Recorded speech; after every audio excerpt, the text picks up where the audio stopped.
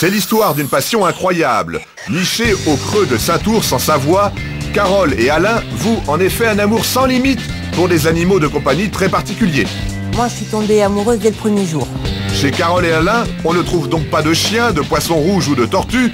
Ils ont choisi d'adopter des petites bêtes à poil peu communes. L'histoire a commencé en regardant une émission de télévision où un écrivain avait perdu son furet. Il y avait le furet qui était couché devant lui en train d'écrire. Je lui ai dit à ma femme, ça c'est génial. C'est un animal que je connais pas, j'aimerais bien avoir. Et le désir d'Alain est aussitôt exaucé. Sa femme décide de lui acheter un furet pour son anniversaire, mais l'histoire ne s'arrête pas là. Un an plus tard, on s'est dit pourquoi pas une copine. Donc petit à petit, sur des coups de cœur, on est arrivé à 7 furets. Je dis pas sans s'en rendre compte, mais c'est venu pratiquement naturellement. 9 ans plus tard, une véritable tribu a donc émergé. Le couple a en effet adopté 7 furets auxquels ils accordent une tendresse et une complicité infinie.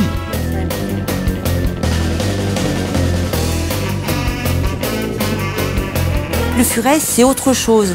En fait, le furet, c'est la vie dans la maison. Et je me suis toujours demandé comment j'avais fait pour vivre sans furet. Et en effet, les 7 boules de poils très énergiques, au nom exotique, le lui rendent bien. Alors voilà Fissa, voilà Eufus. Je vous présente Charma. Alors Cacao, lui c'est Virus. Ah, ces petites Fiara qui étaient cachées. Et voilà 7, voilà Vanille. Les 7 furets au caractère affranchi en font donc voir de toutes les couleurs à leurs propriétaires. Ils ne tiennent pas en place. Le visiteur est d'ailleurs prévenu. En bas de l'escalier, une barrière est fermée pour éviter les fugues. Là, ils ne peuvent pas aller plus loin parce que la barrière est trop haute. Comme ça, ils sont protégés. Carole a même indiqué « furet en liberté, gare à vos pieds ». On pourrait presque comparer un furet à un enfant d'1 an et demi qui commence à marcher et à découvrir la maison. Ça veut dire qu'il faut toujours être aux aguets, de savoir quelles bêtises ils vont bien pouvoir faire. Il faut les surveiller pratiquement en permanence. Car l'animal est plutôt joueur, rusé et même parfois drôle. Carole a d'ailleurs adopté un langage très particulier pour mieux les apprivoiser. Faire pout-pout, c'est un signe de contentement. Ils sont contents, ils ont envie de jouer. Donc ils font pout-pout pour dire qu'ils sont contents. T'es content? T'es content? Hop. Anecdote croustillante, Carole a pris l'habitude de tout mettre en hauteur. Rien ne peut traîner jusqu'au sapin de Noël qu'elle suspend chaque année. D'un autre côté, ça nous apprend à ranger nos affaires parce que le furet va s'en charger sinon. Bref, Carole et Alain n'ont pas le temps de s'ennuyer. Là, il n'y en a pas. Ah, il y en a un. Ah, il manque plus que 2. Les 7 bêtes vivent en totale liberté dans la maison peuplée de recoins. Et le couple passe son temps à les chercher. Regardez là en dessous. Ils sont là, Carole, les furets. En principe, on connaît les endroits où ils se cachent, mais c'est pas toujours évident. Ah, je crois que... Et qui voilà. Carole a même ses propres techniques pour assembler ses 7 boules de poils. J'ai une technique, on appelle ça le pouic. Alors on ne sait pas pourquoi, pratiquement tous les furets répondent à ce bruit. Ça les fait venir.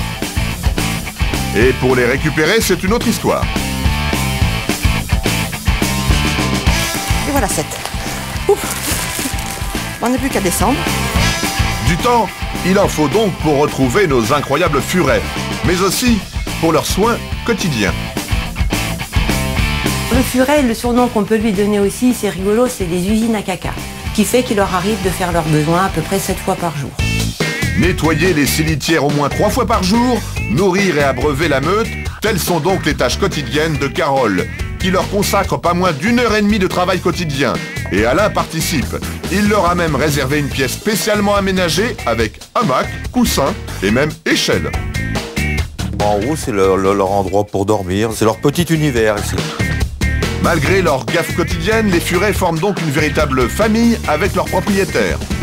Je peux être la maman des furets, oui. Quand on parle de nous, ou quand on parle de moi particulièrement, on dit toujours Carole et ses furets. Des gens ont des poules, des chiens, des coqs, des chevaux, nous on a des furets quoi.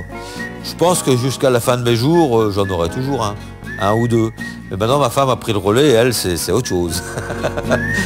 La famille se verra donc agrandie d'ici quelques années, car rien n'égale le bonheur apporté par ces boules d'amour. Incroyable, mais vrai.